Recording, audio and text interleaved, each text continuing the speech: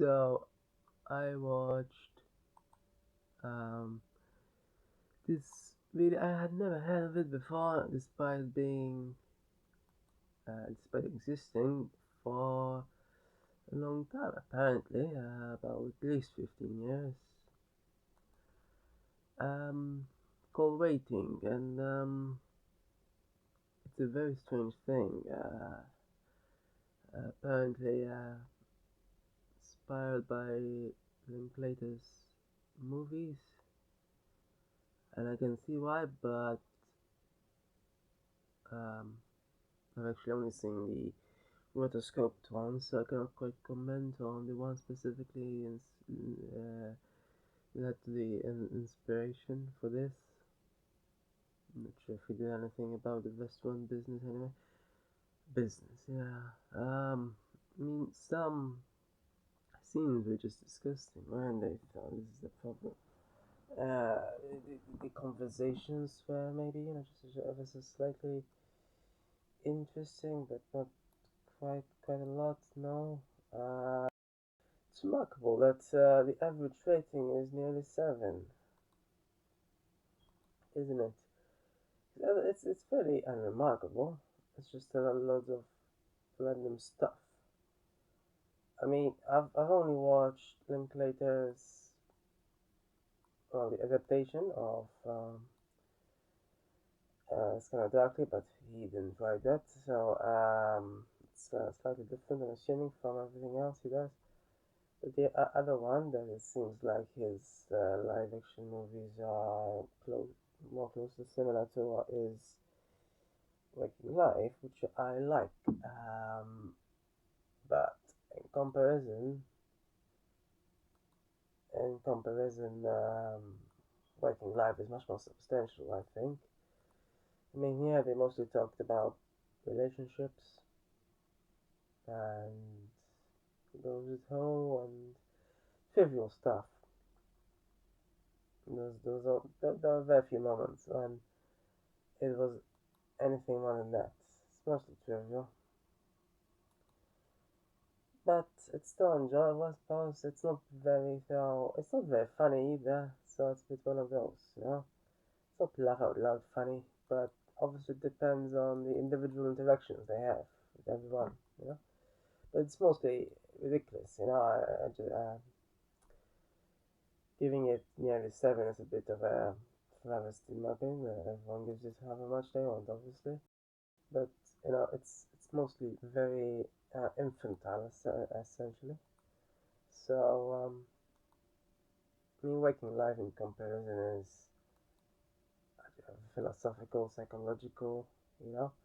Obviously, it's about dreams mostly, so it's not exactly the restaurant industry, but uh, there were a couple of dreams actually depicted in this one, and even those still were kind of infantile.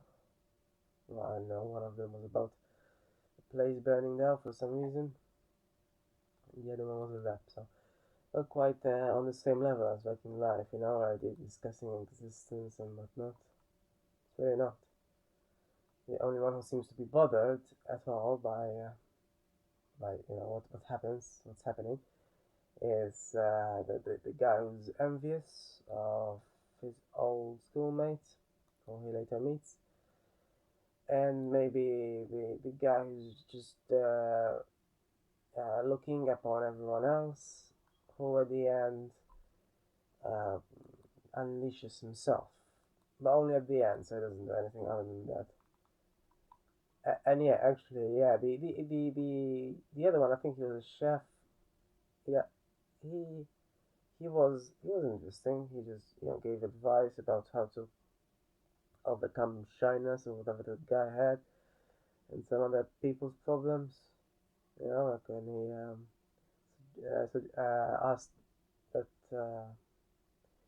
angry person whether he could help her, and she had a further outburst. Yeah, he was interesting. He probably is actually the most in-depth character. There aren't many of those at all, in comparison. Obviously, Waking Life had loads. I mean, I personally like the Waking Life because of the rotoscopy as well, but it had a lot of in-depth stuff. There's only one character that I came to dislike, well, not because of the movie itself, because of later events. But otherwise, Waking Life is quite superb. I mean, the way it's made was quite, you know, it's just so it's not quite comparable. But in the credits, I think it was the director writing. He did say that he was inspired by Linklater. Didn't mention Waking Life. He could have, I think, because it was made before now. But he mentioned Dazed and another one. I haven't seen those, so I cannot comment on those.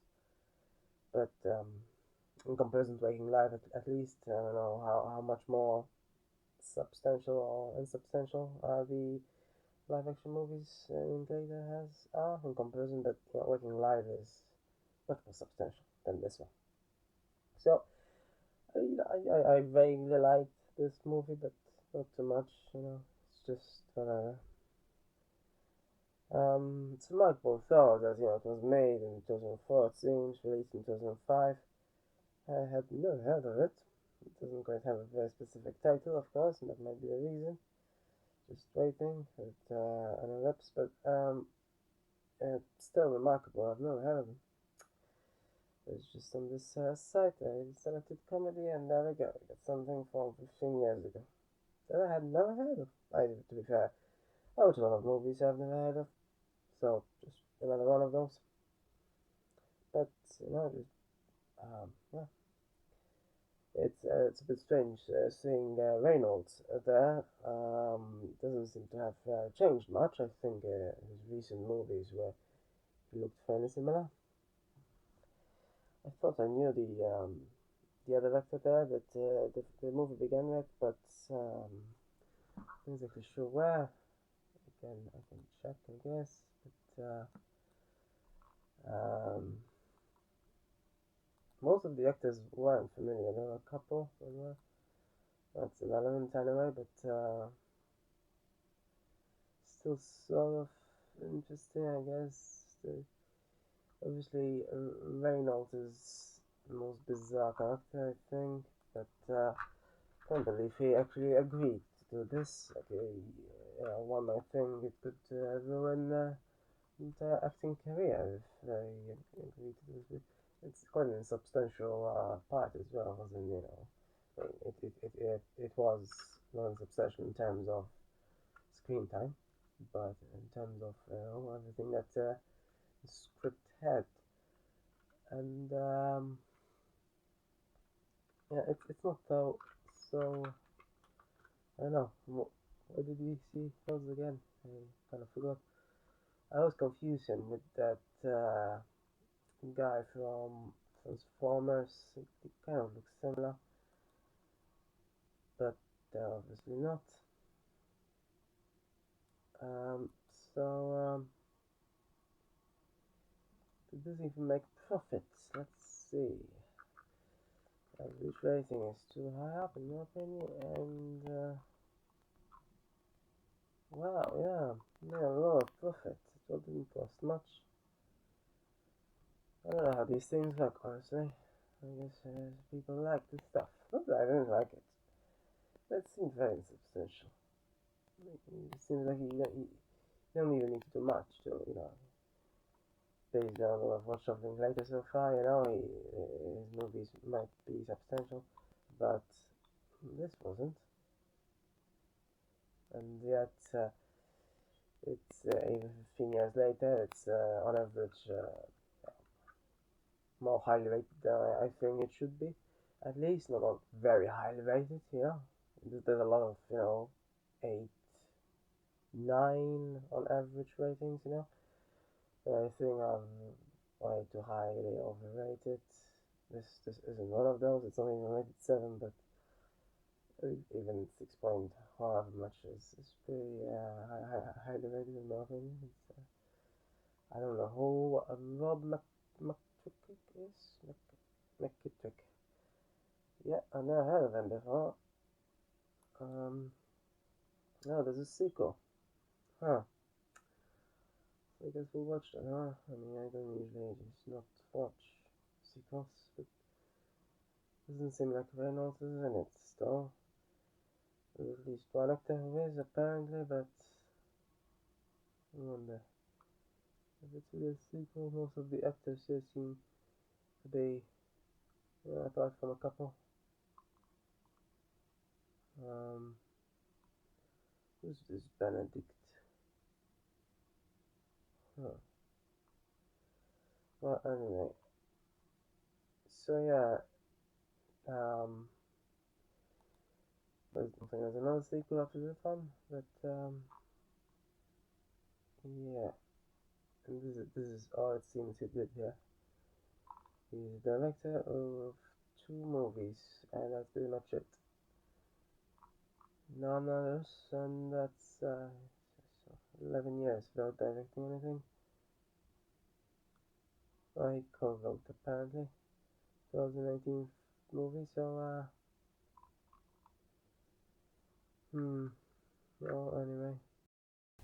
So with regards to still waiting at the sequel to Waiting, yeah, that. I mean, you know, it's one of those things. I suppose. I mean, it was fairly similar to Waiting, really. I don't see that much difference, except for some bits. I mean, yeah, I didn't particularly like some characters, like